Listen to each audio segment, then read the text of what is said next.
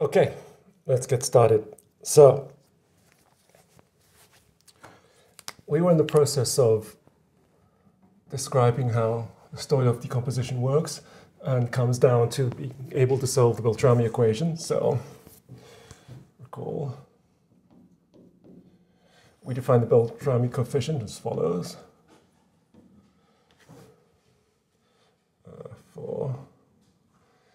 We define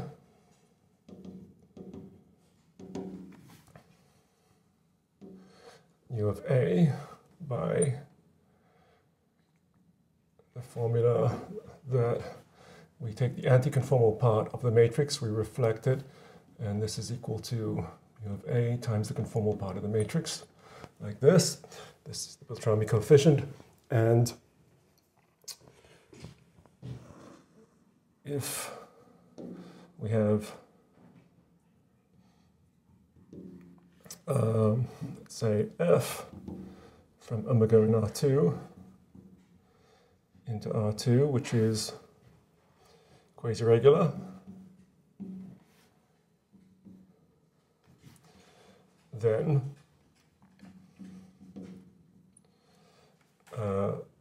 we have that mu of d of f is a measurable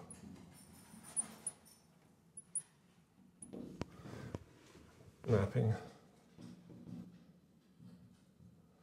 from omega into the conformal matrices, where the absolute value of mu of d of f of x is strictly less than something which is less than root 2. So it's less than, say, 1 minus delta root 2 for some, almost everywhere, where delta is some particular fixed number, and it just depends on what the q is of the q quasi-regular mapping we have, right? So this is where we were last time, right? And I could actually give this in terms of q, and it is q minus 1 over q plus 1 square root of 2, but I don't care about that for the time being. This is just good enough for us. So we have this. So if we can solve the equation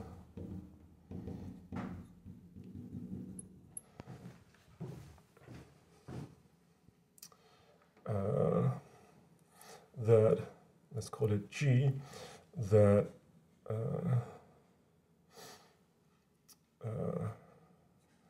the G for reflection is equal to the F G conformal almost everywhere, with G being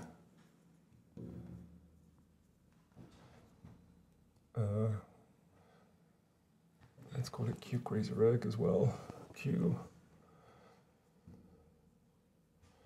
quasi-reg, quasi-conformal, it's invertible. Then that affords us the Stoilow decomposition, right? Because we have omega, and we have f, sending it like this, to f of omega, right? G is an invertible mapping, right? So we go to G of omega like this, right? And my claim was that we go back like this with G to the minus 1, and then compose it with f and define phi this way, right? So then defining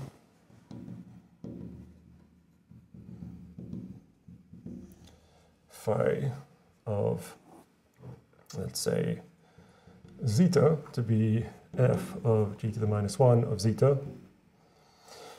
If phi is holomorphic, then we have the Stoilow decomposition.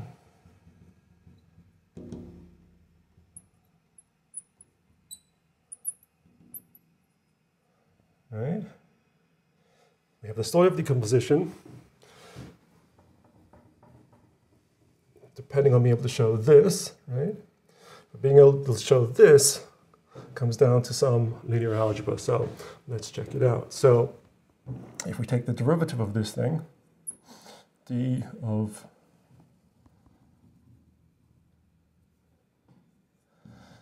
phi of zeta is d of f of g to the minus 1 of zeta.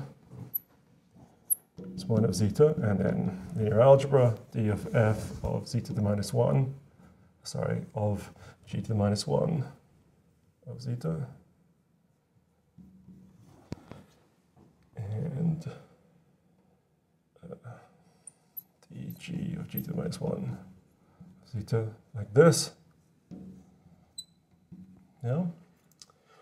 So let x be g to the minus 1 of zeta, just for simplicity or ease of notation. If we have that this guy, df of x dg to the minus 1, x to the minus 1 belongs to conformal matrices, then we are good. We are good. Okay? And what I asked you to think about was why this would happen, given that all we have is that both of these guys solve the same Beltrami equation. So this is the one G solves, and F solves this one just by definition. We extracted the Beltrami coefficient from F, and then we found the quasi-conformal mapping that solves the same Beltrami equation. Okay? So what do you have to tell me? Why are we in a position to claim this? What about the Beltrami coefficient? Okay, remind me of the good properties of the Beltrami coefficient. What did the Beltrami coefficient extract?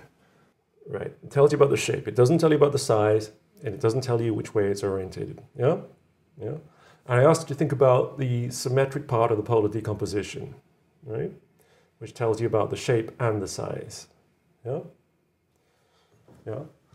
So if we were going to try and express, just using the symmetric part of the polar decomposition, the fact that two matrices distort the unit ball into the same shape, how would we do that? How would we express that? Suppose A comma B belong to M2 by 2. Map the unit ball to the similar shapes.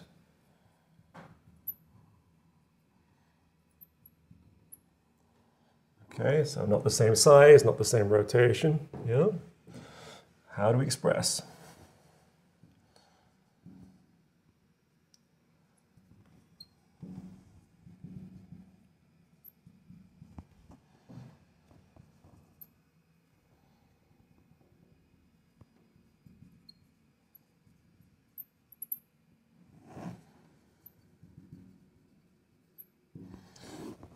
So the polar decomposition again is that A is some rotation depending on A and some symmetric matrix depending on A, and B is some rotation depending on B and some symmetric part.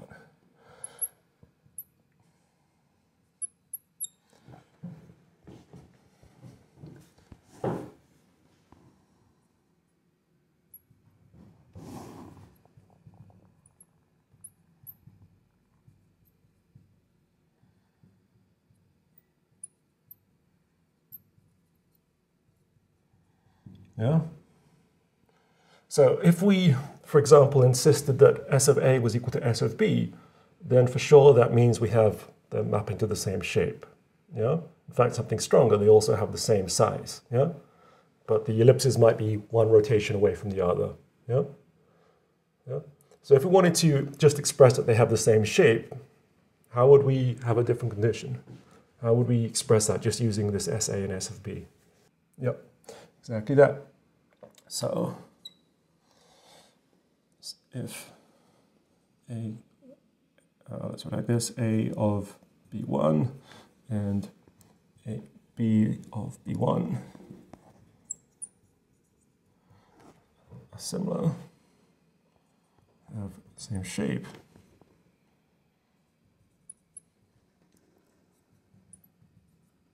this is equivalent to that SA equals SB times lambda for some lambda. Yeah? Okay.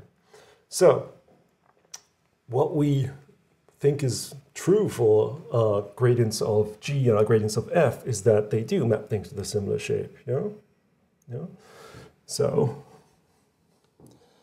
if this was true, put a line under this. So, if this was true,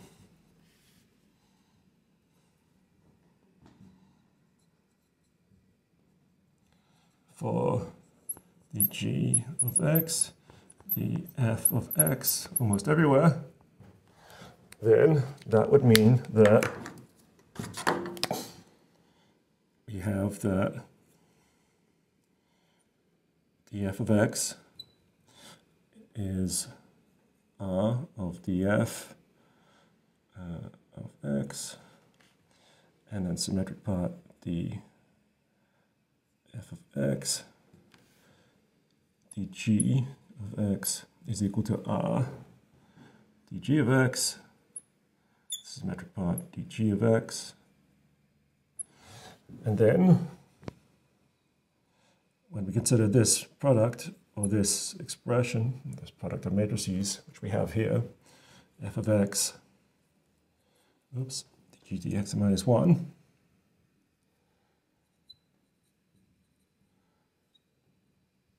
will be the rotational part, the F of X, the symmetric part, the F of X, and then this thing is the composition of these guys, but they get flipped around, right? So then it's going to be S dg of X to the minus 1, like this, and then finally multiplied by R dg of X to the minus 1, right? But if we have that this is true for these guys, then this guy is just lambda times this guy. Yeah? So when we invert it, these guys will be such that they will just be lambda times the identity, or some lambda times the identity. Yeah? Yeah? Happy with this? So this thing here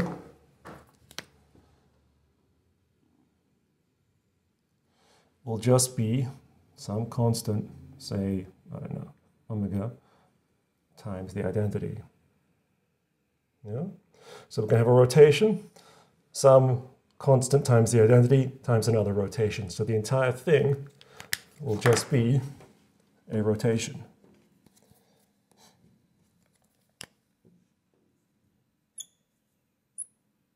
Oops, not a rotation, it'll be a conformal matrix.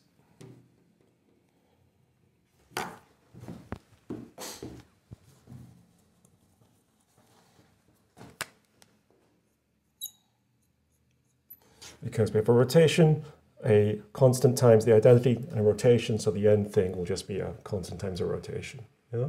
Therefore, a conformal matrix.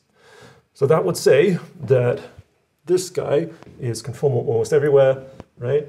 And that is exactly what we want, right? Right? So, I showed you that when we take the Beltrami coefficient, it doesn't notice rotations, it doesn't notice scalar multiplications. Yeah?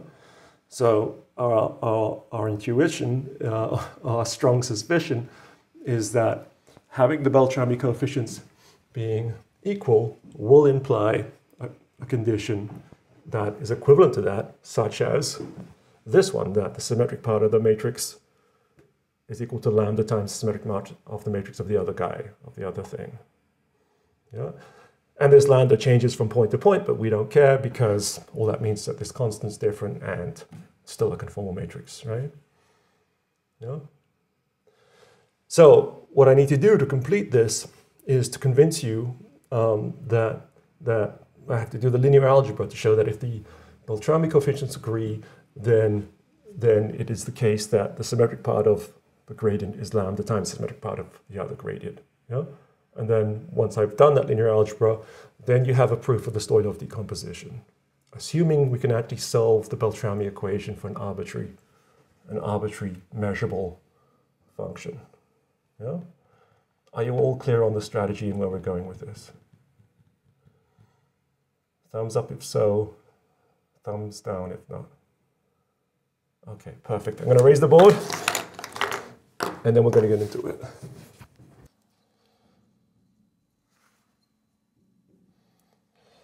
We will show this, that if we take the Beltrami coefficient times the conformal part of the matrix times the reflection, it is the same as minus the Beltrami coefficient of the inverse, this thing, and then this. So I'm going to show this after I use it, but this is the formula we're going to use. In Iwanik and Sferak, they just mentioned this without any proof and say the words autograph transformation. So I don't know why I Googled autograph transformation. It doesn't seem anything to do with this. However, I'm sure it is connected in a way that I understand. This will be, well, it's written also in complex notation, but this will be a technical formula that we need. So we're going to assume this for the time being. I'm going to prove it later. But from this, we're going to show that if we have the Beltrami coefficients agree, then this relation between the symmetric part of the matrix is true, that the symmetric parts of matrix A is equal to the lambda symmetric parts of matrix B. Okay, formula we will use. Okay, so lemma. This one's too thick. Given A comma B, you'll have positive determinant, that's relevant, so that of A bigger than 0, that of B bigger than 0, such that mu of A equals mu of B. This implies lambda of S of A. So I was writing S subscript A before, I think, right? SA is equal to SB, or the other way around, okay, for some lambda.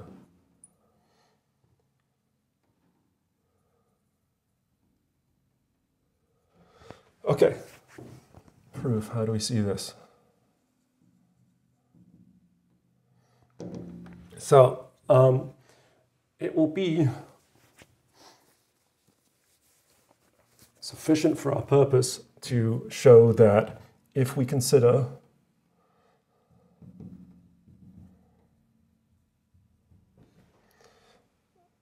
this thing, A to the B to the minus 1, it's enough to show that this belongs to the conformal matrices because of the inversion of the symmetric part that we just saw before, right? Are you happy with that, or shall I add details? Thumbs up if you're happy with that.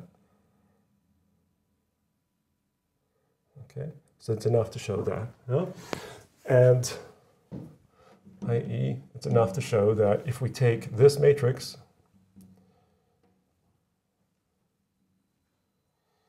and we take the anticonformal part, that thing should be 0, the 0 matrix, yeah? Okay, so let's just write out what these things are in terms of their conformal and anticonformal parts, right? So A of B to the minus 1 is equal to the conformal part, or the anticonformal part, and then the conformal part multiplied by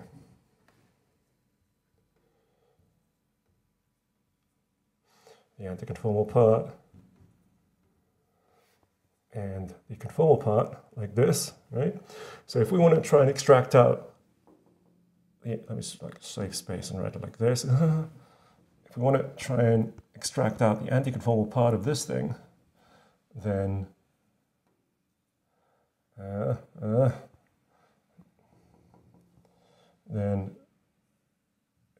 it's enough to do this, right? It's enough to consider this thing, yeah? And show that this is equal to 0. So if we multiply out these expressions, then what do we get? So we're going to get the anticonformal times the anticonformal, like this.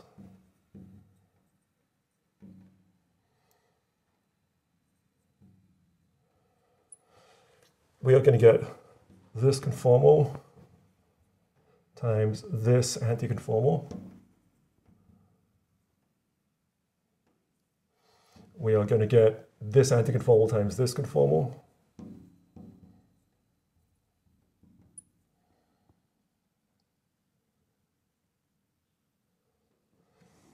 Times this conformal. And then we're going to get the conformal parts times each other.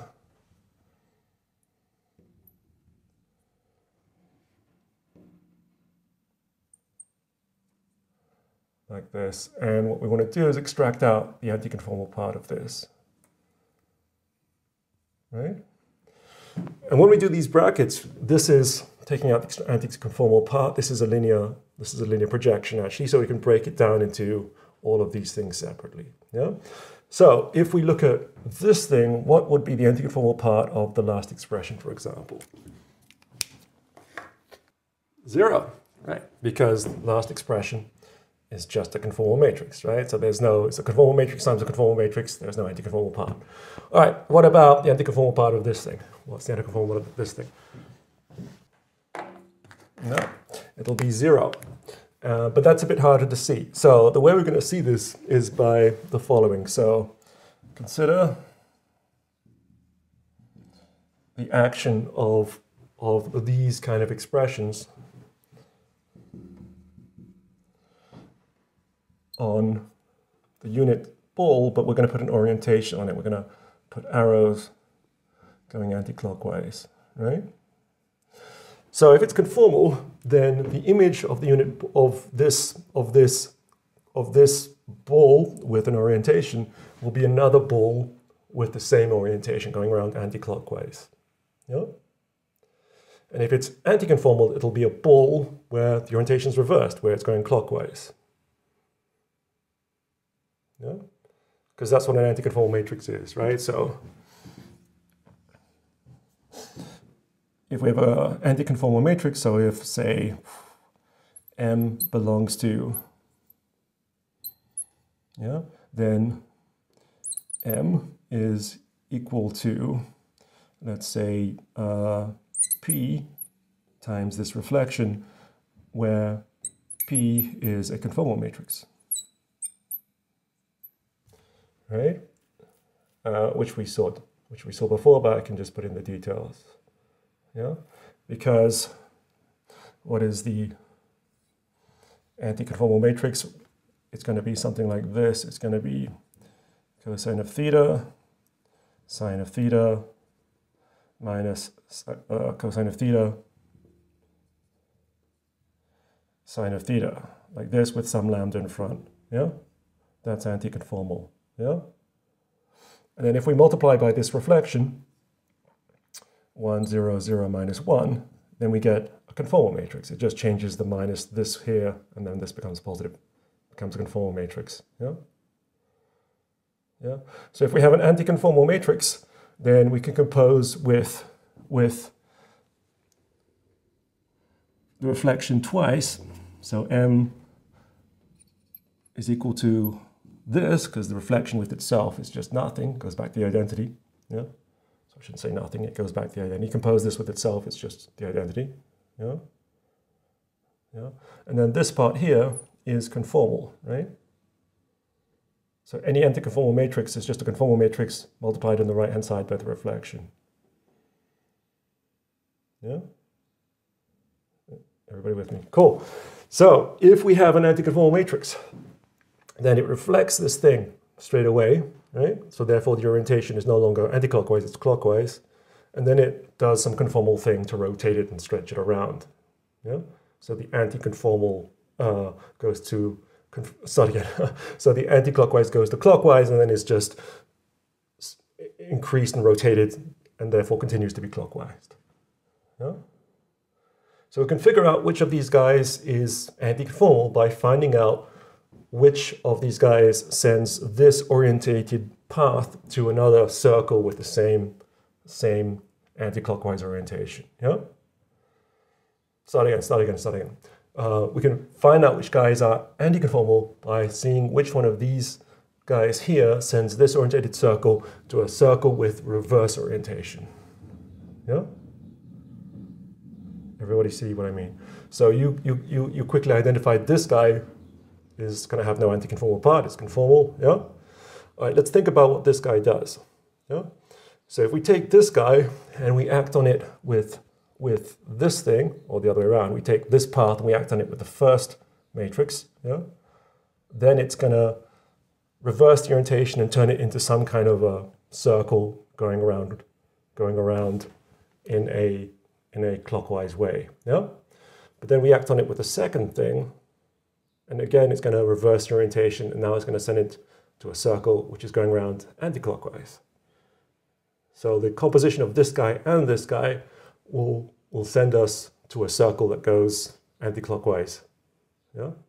And therefore this, composed with this, is going to be a conformal matrix. We could also just do linear algebra, mess around a bit, but if we can draw pictures to avoid calculation, let's do it. Are you all with me here? Do you all believe me here? Yeah? So, a minus 1 of this on this thing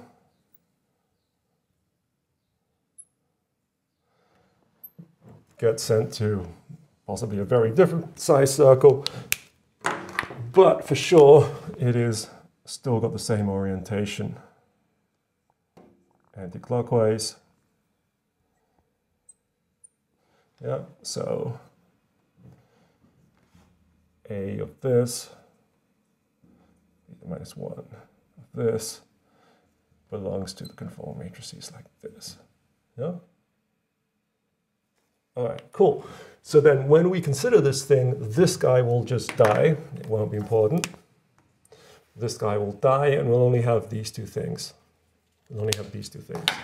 Yeah? So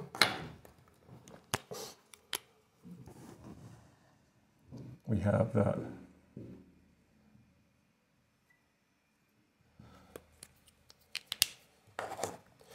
Is equal to anticonformal part of this. Oops.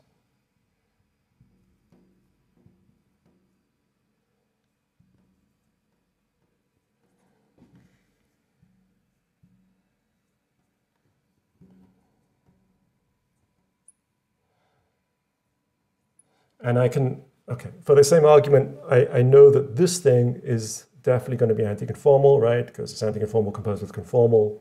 And also here, just think about what will happen to the orientated circle. It's going to be mapped to a circle that is got the opposite orientation, yeah? So I don't need to do this anymore. I don't need to say, put these brackets, because I know that these guys are actually anticonformal, and this is a projection, so this will just be itself, yeah? So I can actually just erase this and write this. Yeah? Cool. Then we're going to use formulas that we have for these guys, right? So we know that we can write this like this. And what's the equation we have? We have that b to the minus 1 anticonformal times the reflection is the Beltrami coefficient times b to the minus 1 conformal, right? That's the equation we have. So we're going to use that to replace the anticonformal part. We're going to compose on the left-hand side with the reflection, because the reflection with itself is the identity. And then we're going to rewrite this guy as u of b to the minus 1 of, do I want to do the b? No, I don't want to do the b to the minus 1 because I want to use this. So I wanted things in terms of the Beltrami coefficients of b, not of b to the minus 1. So let's start by replacing the a part. So now, okay, so rewrite this, rewrite this, rewrite this. So let's start by replacing the a like this. So then this guy now is going to become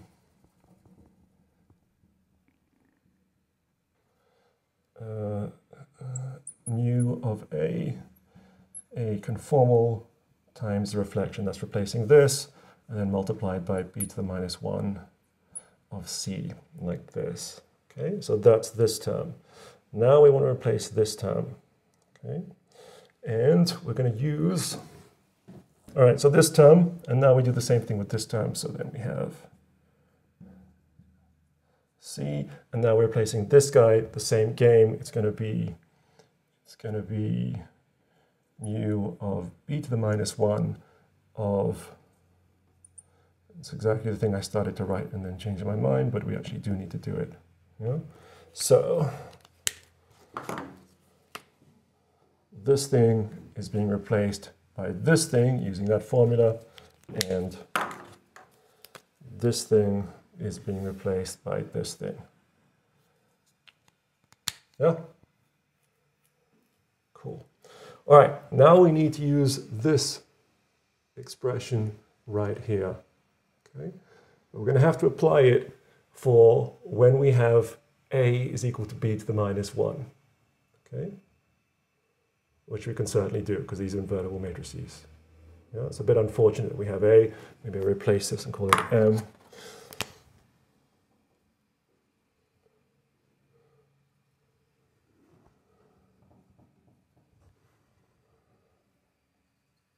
Like this, yeah? So let's call this formula star. So take m to be b to the minus 1 in, and use star. Then what happens? Then this expression here will become what? Then b to the minus 1 ci.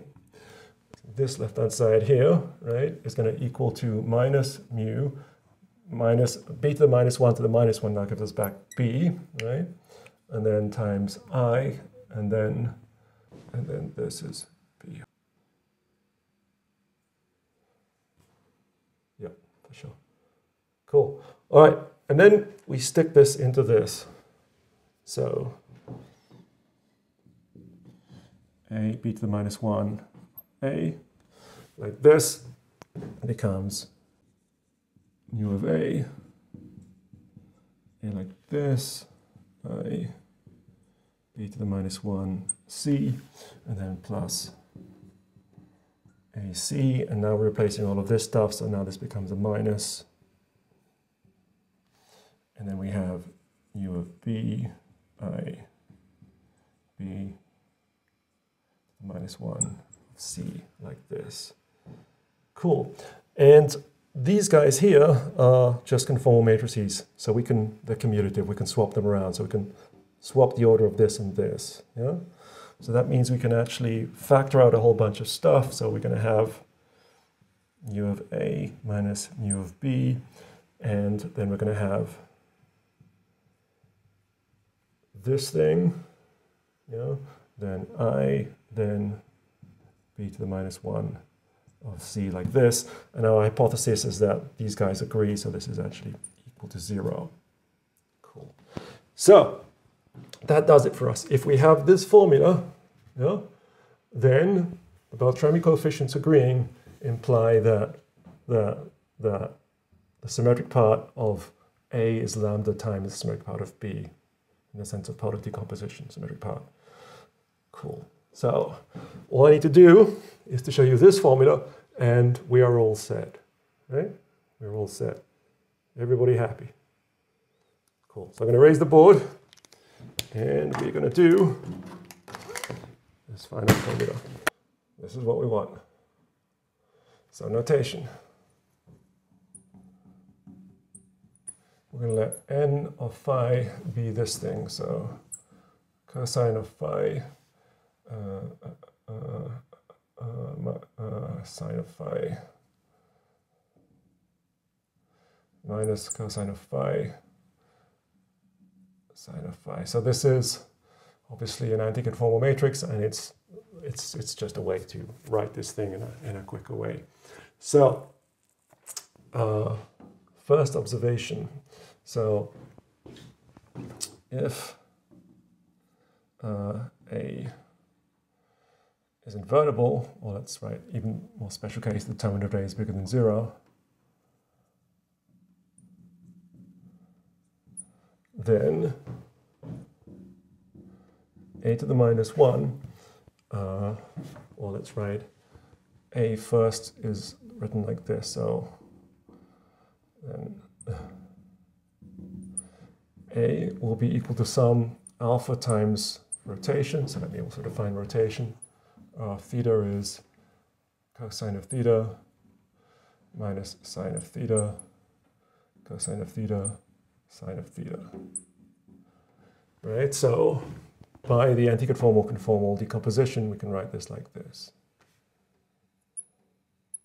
For some alpha, beta, for some theta, phi. That's just the anticonformal-conformal decomposition. Yeah? Then it's an exercise to see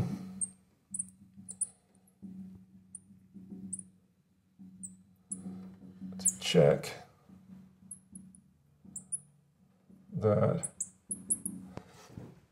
if we have A to the minus 1, it's going to be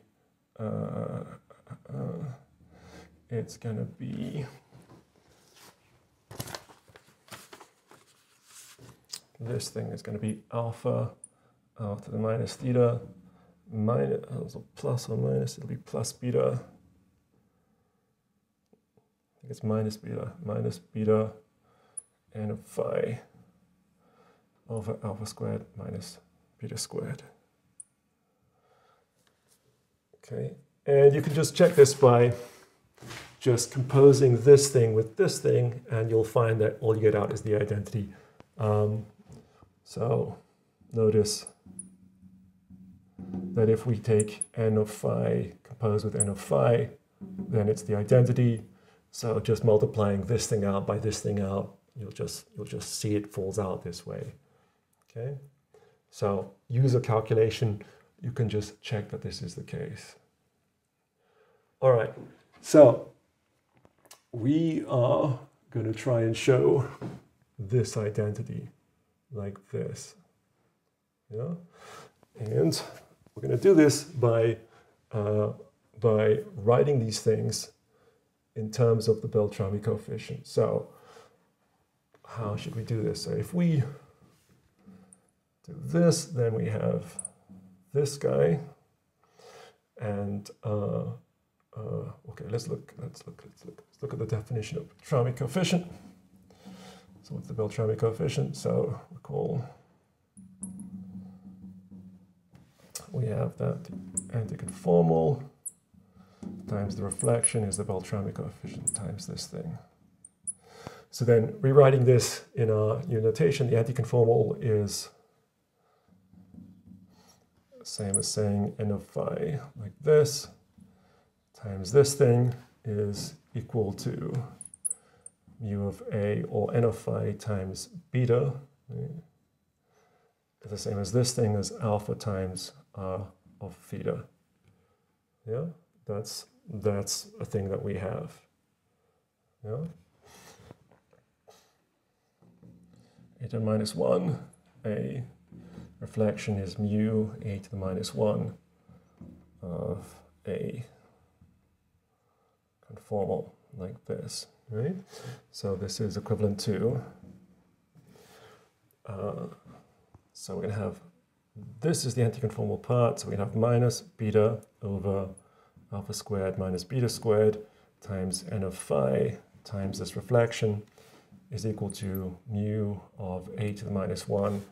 And then the conformal part is alpha r of theta, or minus theta, over alpha squared minus beta squared. Yeah? That's exactly writing this out. Yeah? All right, let's multiply both sides by this alpha squared minus beta squared. Since the determinant is 0, this is not 0, it's actually positive, so we just get rid of this.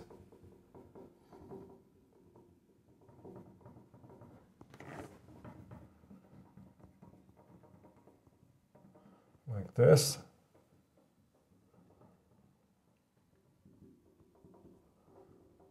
Yeah.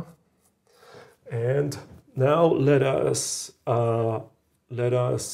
put the minus on the other side, and then just write out what n of this thing. So we have beta n of phi.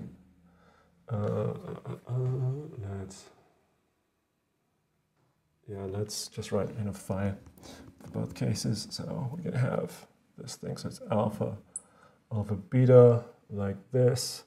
There's a minus sign in front. It's minus alpha over beta. And then we're going to have mu of a to the minus 1 like this.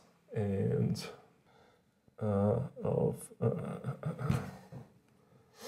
minus theta like this. There we go. Thanks.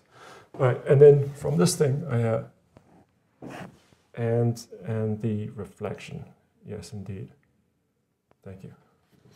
All right, and then from this we have that n of phi is equal to alpha over beta mu of a r of theta times I like this. Yeah. So let's put them together. So 1 and 2. So 1 and 2 give us what? Give us that minus alpha over beta mu of a to the minus 1. So this. Yeah, I like this is equal to this thing. I like this. Yeah. So then we can just get rid of this alpha over beta because it's the same on both sides. Right?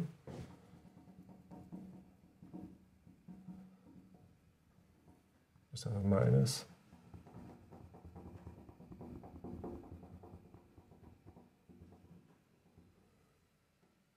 Like this. And we are somewhat close to our formula.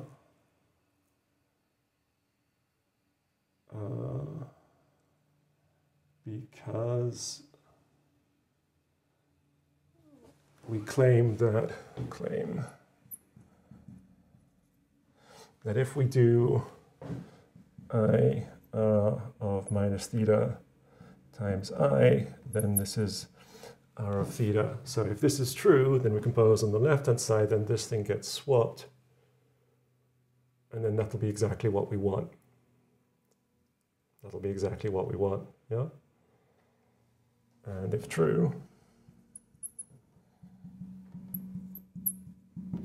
then r minus theta times I is equal to I times r of theta, which we replace into this expression here, right? And then that gives us exactly this thing is equal to exactly this thing, yeah? And we're missing some constant because of the conformal, but it's the same constant on the left and the right. Yeah? Everybody happy? So, call this thing star. Goes to minus mu a to the minus 1 and times I r of theta is equal to mu of a r of theta I, which implies, let's call this thing star, star, star, which implies star, star, star. Yeah? So all we need to do is to verify this thing. Yeah? So Okay, I'm over time. I'm going to complete this, and then I'm done. So, running out of things. Star, star, star, star. So verifying.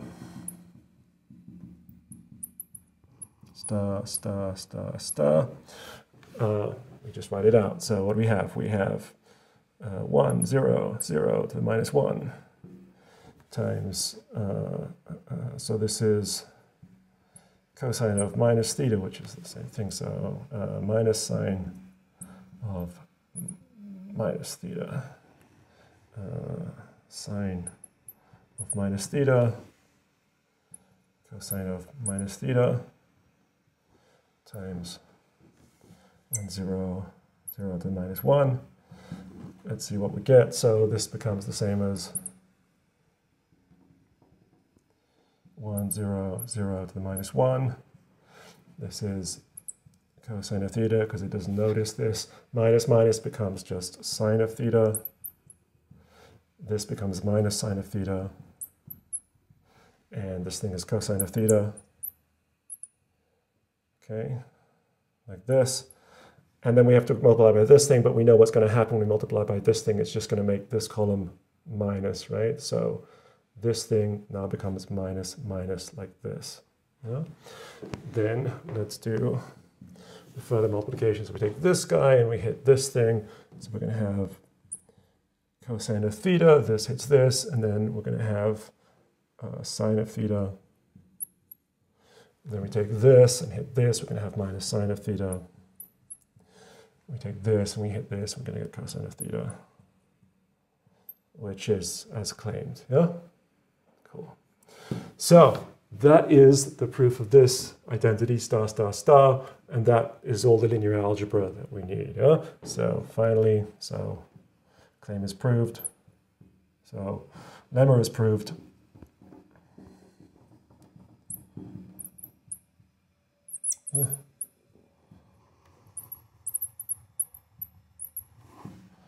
If we have mu of A equals mu of B, this implies that S of A equals lambda S of B for some lambda.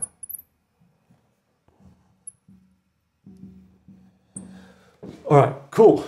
And therefore, Stoilow decomposition just comes down to being able to solve Beltrami equations. Let me write that down. So Stoilow comes down to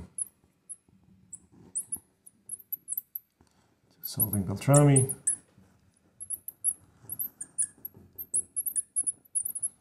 And that'll be where we're going in the next classes.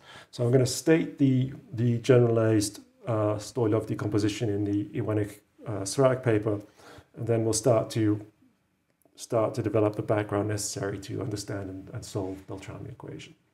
All right, that's it for today. Have a great day, people. I will see you all on Wednesday.